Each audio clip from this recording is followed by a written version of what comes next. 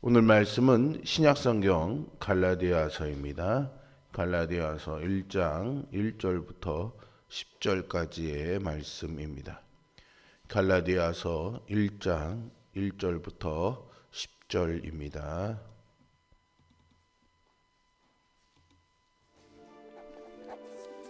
사람들에게서 난 것도 아니요 사람으로 말미암은 것도 아니요 오직 예수 그리스도와 그를 죽은 자 가운데서 살리신 하나님 아버지로 말미암아 사도된 바울은 함께 있는 모든 형제와 더불어 갈라디아 여러 교회들에게 우리 하나님 아버지와 주 예수 그리스도로부터 은혜와 평강이 있기를 원하노라.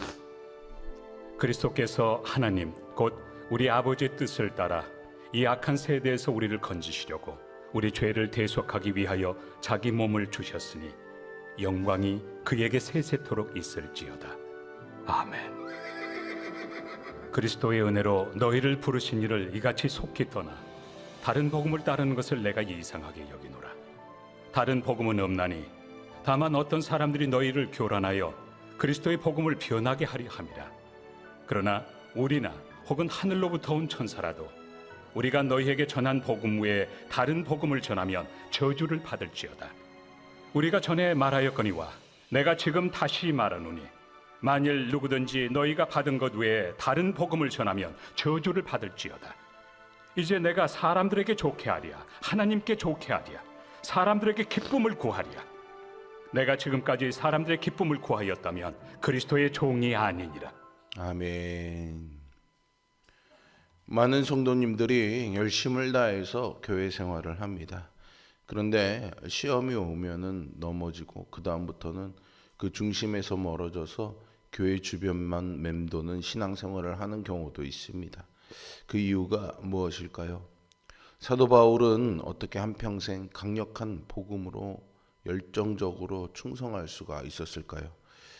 갈라디아서는요, 복음을 망각하고 유대 율법주의와 거짓 교사들에게 미혹되어서 율법을 준수해야만 구원에 이를 수 있다는 이런 착각에 빠진 성도들을 일깨우기 위해 쓰여진 일종의 변증서라고 할 수 있습니다.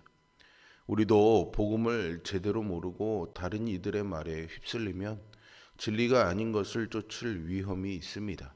그래서 바울은 오늘 본문에서 성도가 복음을 통해 바른 정체성을 가져야 한다고 권면하지요. 예수님을 믿고 그리스도인이 되면 이후의 사람은 완전히 다른 존재가 될 수밖에 없습니다. 그런데 초대교회에는 예수님을 영접했다고 하면서도 유대인이라는 이 정체성을 버리지 못하고 이방인 형제들도 할례를 받고 율법을 지켜야 한다는 거짓 교사들이 있었습니다.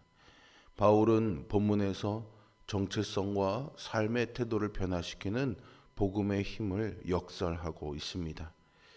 갈라디아서의 시작은요, 아주 독특합니다. 바울은 자신을 일반인들처럼 어느 지파의 누구누구의 아들 이렇게 소개하지 않고요, 사도라고 소개하고 있습니다. 그는 그리스도인들을 핍박하기 위해 다메섹으로 가는 길에 예수님을 만나 예수님을 믿게 되고 또 예수님에게서 보냄을 받았고 그로 인해서 이전의 정체성, 관계성과는 완전히 단절되었습니다. 물질 만능주의에 빠진 세상은요, 그 사람의 소득이나 아니면 얼마나 큰 집에서 사는지 이런 것들로 사람들을 분류합니다. 또 이러한 돈의 가치의 기준을 보고 몸값이 높은 사람을 가치 있는 사람으로 생각하죠. 그러나 다른 사람을 다른 기준으로 본다면은 어떻게 될까요? 이를테면 건강이 기준이라면요, 돈이 많아도 건강하지 못한 사람은 돈이 없어도 건강한 사람보다 가치가 떨어질 것입니다. 직업, 학력, 외모 이런 저마다 각자의 기준으로 사람의 가치를 따질 수 있을 것입니다. 그런데 바울은 그리스도를 믿고 나서는 세상 사람들이 말하는 모든 기준을 배설물처럼 여기게 됩니다. 그 어떤 세상의 가치도 생명을 줄 수는 없기 때문이죠. 그런데 역설적으로 바울은 사도의 직분을 감당하다가 생명의 위협을 느낄 때가 많았습니다. 그럼에도 불구하고 그가 그 길을 도중에 포기하거나 회피하지 않고 한평생 충성을 다할 수 있었던 비결은 무엇일까요? 바울은 자신에게 사도의 직분을 맡기신 분은 사람이 아니라 하나님이시라는 자기 정체성을 가지고 있었습니다. 그리고 그 표현이 바로 사도라는 표현이었던 거죠. 따라서 매일 변하는 사람의 말과 행동, 상황과 환경의 변화에 좌지우지되지 않고 오직 신실하신 하나님이 인도하시는 길만을 걸어갈 수 있었던 것입니다. 능력의 하나님이 우리를 부르시고 우리에게 사명을 맡기셨다면 우리에게 그것을 감당할 능력도 주실 줄 믿어야 하겠죠. 오직 하나님만을 신뢰할 때 우리는 견고히 설 수 있습니다. 갈라디아는 지금의 튀르키예 지역으로요. 바울이 바나바와 함께 전도 여행을 다녔던 곳입니다.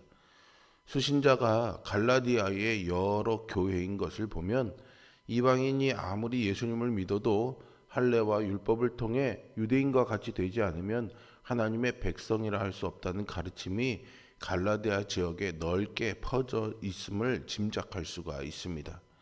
그래서 바울은 편지의 시작부터 복음으로 인한 정체성의 변화를 강조합니다. 그리스도께서 우리를 건지셨기에 우리는 더 이상 악한 세대에 있는 것이 아니라 자기 몸을 주셔서 죄를 대속해 주셨기에 우리는 더 이상 죄인이 아니라는 거죠. 그러기에 우리는 오직 예수님께만 영광 돌리는 사람이라는 것을 5절에서 말해주고 있습니다. 이처럼 복음을 받아들이면 사람의 정체성 자체가 변화됩니다. 복음이란 사람이 아니라 오직 하나님으로부터 말미암는 정체성을 갖는 것이고요. 또한 더 이상 이 세상에 속하지 않고 세상의 죄로부터 자유롭게 되었다는 선언인 것입니다.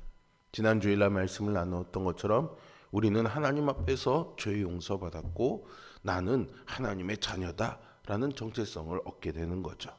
이 사실이 구체적으로 우리에게 어떤 의미를 가지고 있는지는 우리가 이제 계속해서 이 갈라디아서를 묵상하면서 하나씩 알아갈 수가 있을 것입니다. 바울은 본론을 시작하면서요. 주의를 하기 위해서 6절에서는 이상하게 여긴다. 그리고 8절에서는 저주를 받을지어다 라는 이런 수사학적인 표현을 사용하고 있습니다.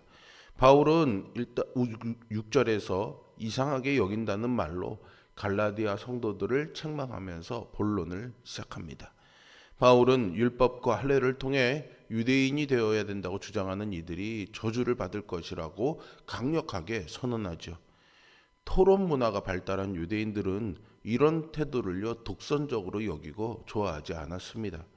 바울도 유대인이었기에 예수님을 만나기 전에는 이런 식으로 자기 주장을 펼치지는 않았을 것입니다. 그러나 예수님을 만난 바울은 자기의 정체성과 사역이 사람으로 말미암지 않았다는 것을 알게 되었을 뿐만 아니라 사람들을 설득하기 위해 사람들의 생각에 그럴듯해 보이려고 노력하지도 않았죠. 그는 인기에 전혀 연연하지 않았음을 우리가 10절에서 확인할 수가 있습니다. 만약 바울이 유대인들의 눈치를 보면서 적당히 그들과 타협했다면 크게 배척당하지도 않았을 것이고 위험에 처할 일도 없었을 것입니다. 하지만 그랬다면 사람들이 복음을 바르게 알 수가 없었을 것입니다. 이처럼 복음이 전해지고 교회가 세워지는 역사는 사람의 눈치를 보지 않고 오직 하나님의 영광만을 바라보는 참된 사역자에 의해서 이루어지기 마련입니다. 2차 세계대전 이후에 미국에서 발생된 번영신학은 인간이 하나님을 믿으면 안녕과 번영을 얻는다라고 주장합니다. 따라서 하나님 백성에 대한 하나님의 뜻은 행복이라고 생각하죠. 이는 하나님과 인간 사이를요 거래하는 관계로 전락시켜 버립니다. 그뿐만 아니라 하나님께 영광이라는 신앙의 목적을 상실하게 만들죠. 오늘날 많은 그리스도인들이 예배를 그냥 마음의 평안을 얻기 위한 수단으로 여기기에 설교가요 늘 위로와 힘이 되는 내용이기만을 바랍니다. 희생과 헌신 또 고난과 회복 속에서 얻을 수 있는 복음의 가치를 깨닫기보다는 편안하고 부유한 삶만 원하고 있습니다.